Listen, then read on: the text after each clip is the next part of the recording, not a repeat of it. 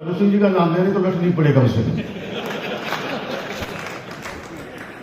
मंचस्थ और मंच के सामने विराजमान सभी हमारे कांग्रेस परिवारजनों को प्रणाम करता हूं और हमारे प्रदेश स्तरीय अधिवेशन में आप सबका स्वागत करता हूं और सौभाग्यशाली हूं कि मुझे उन तमाम वरिष्ठ नेताओं के बीच में मुझे बोलने का मौका मिला। हालांकि विधायकों के साथ संवाद चाहे हमारे एआईसीसी के नेताओं का हो, चाहे प्रदेश के नेताओं का हो, माननीय मुख्यमंत्री जी का हो, इन 3 सालों में खूब संवाद हुआ है। हम तो चाहते थे कि जो कार्यकर्ता जाए इस अधिवेशन में वो सारी बातें रखें, लेकिन प्रदेश कांग्रेस कमेटी का आदेश था कि 5-5, 7-7 मिनट आपको बात रखनी है। अब आरसी बगल में खड़ा है और वो बार बार वैक्सीन का इंजेक्शन लगा रहा है कि जल्दी से बैठो। मेरे को नहीं लगाया अभी तक। मैं आज इस अधिवेशन के माध्यम से 2-3 निवेदन करना चाहूं, क्योंकि आदरणीय गोविंदराव जी मेघवाल जी ने बहुत ही जबरदस्त बातें कही हैं। आदरणीय प्रताप सिंह जी ने, जो हमारे बड़े भाई हैं, उनकी बातों को अपनी बातों से समाहित करता हूं और कुछ सुझाव मैं देना चाहता हूं, क्योंकि माननीय मुख्यमंत्री जी और पूरे राजस्थान की जनता, राजस्थान के कार्यकर्ता ये चाहते हैं कि हम 2023 में वापस आए।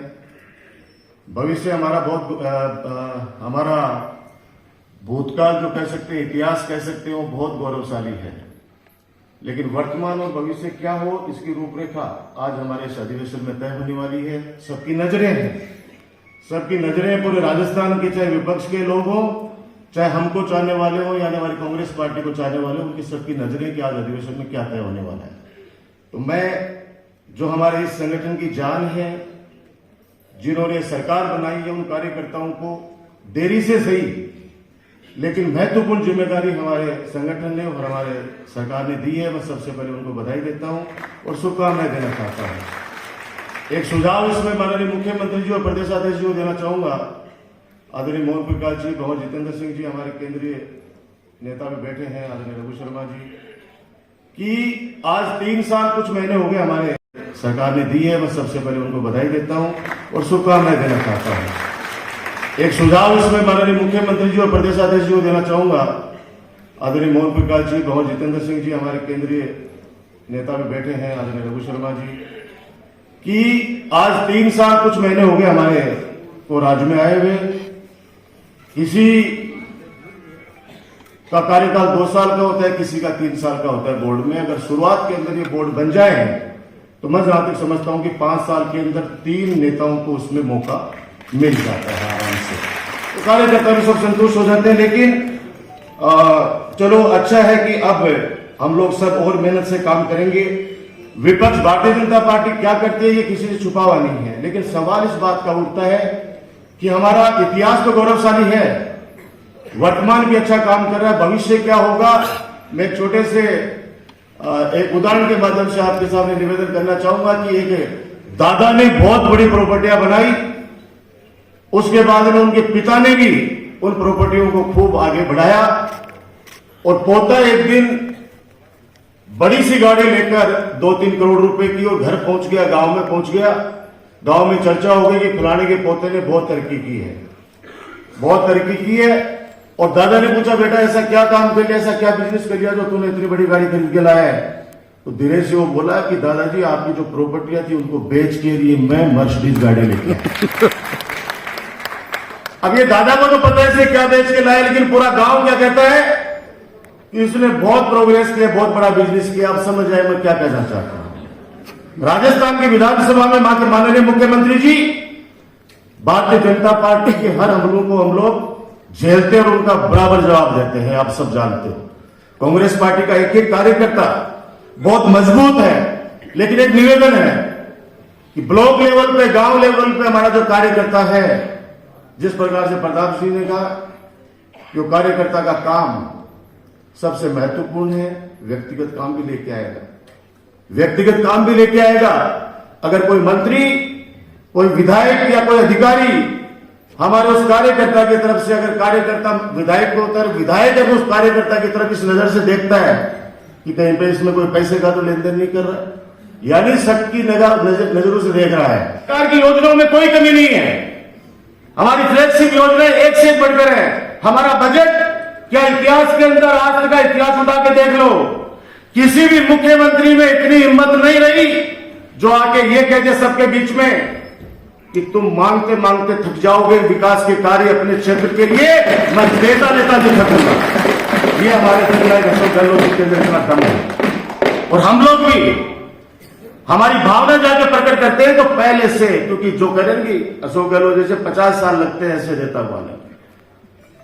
हमारा एक एक कार्यकर्ता मजबूत है, इतना बर्दाश्त आप लोगों का है।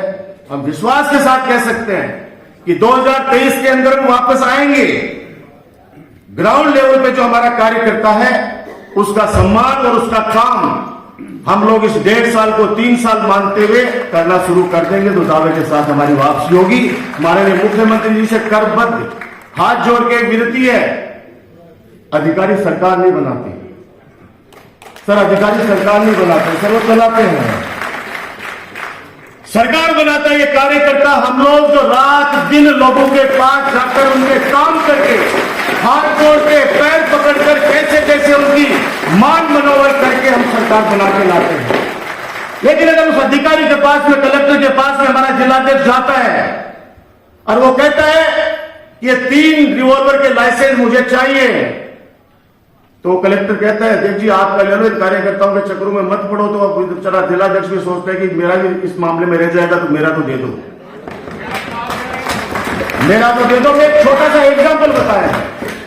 और आज मैं कह रहा हूं कि जब हमारी लीडरशिप इतनी मजबूत है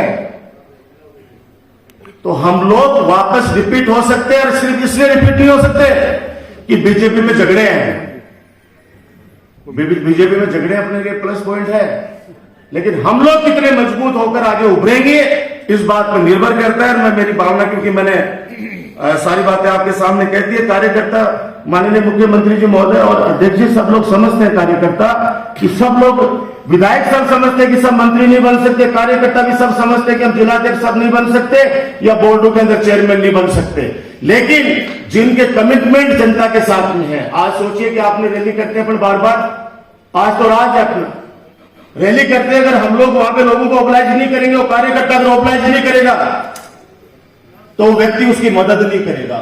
आर्थिक युग है, आर्थिक युग है। अगर हमारे कार्यकर्ताओं को अगर हम सबकी नजरों से देखते हैं, और आपके सामने तो उदाहरण है, कितने कितने प्रलोभन थे विधायकों के पास में, लेकिन आपको कांग्रेस पार्टी को छोड़ के नहीं गए।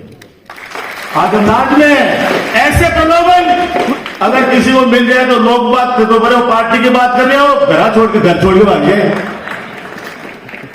आदमी लुगाई छोड़ के भाग, लुगाई आदमी छोड़ के भाग जाता, प्रलोभन मिल जाता। इसलिए मैं कहना चाह रहा हूं कि हमारा परिवार है तो अगर अधिवेशन, मैं डोटासरा साहब से कहना चाहता हूं, एक दिन को क्यों रखे हो, एक दिन को क्यों रखे, 2 दिन को रखो, क्या काम करोगे? बैठ के बात करने दो सबको, अपनी बात रखने दो सबको। हम बात रखेंगे, संवाद रखेंगे, तब जाके हमारा परिवार एकजुट हो पाएगा। हमारी दिक्कत यही है, जैसे तोनवाल जी कह रहे थे कि बहुत सालों बाद में हमारा अधिवेशन हो रहा है।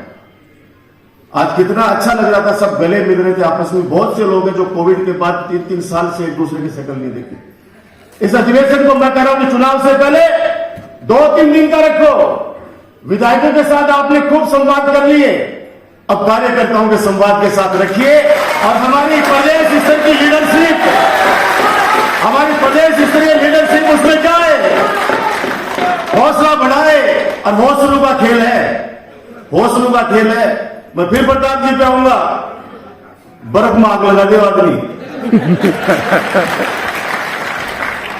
और ऐसा नहीं है। जब पुलिस लठ मारती थी कि कई बार होमगार्ड होते हैं तो पता नहीं होता है, तो आगे इनके भी बराबर के उड़ते थे, चाहे वो भैरू सिंह जी नाम कितना ले लेते। इसलिए आपको भी, हम सबको भी, एक परिवार है हमारा, ये परिवार निश्चित रूप से साथ बढ़ेगा।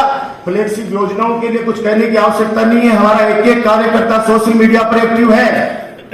माननीय मुख्यमंत्री जी, आप चिंतन शिविर के अंदर चिंता कर बैठे थे, आपकी डांट हमें पड़ी, हम सबको पढ़नी भी चाहिए, क्योंकि जिस परिवार का मुखिया डांटेगा वो परिवार हमेशा सही रास्ते पर चलेगा।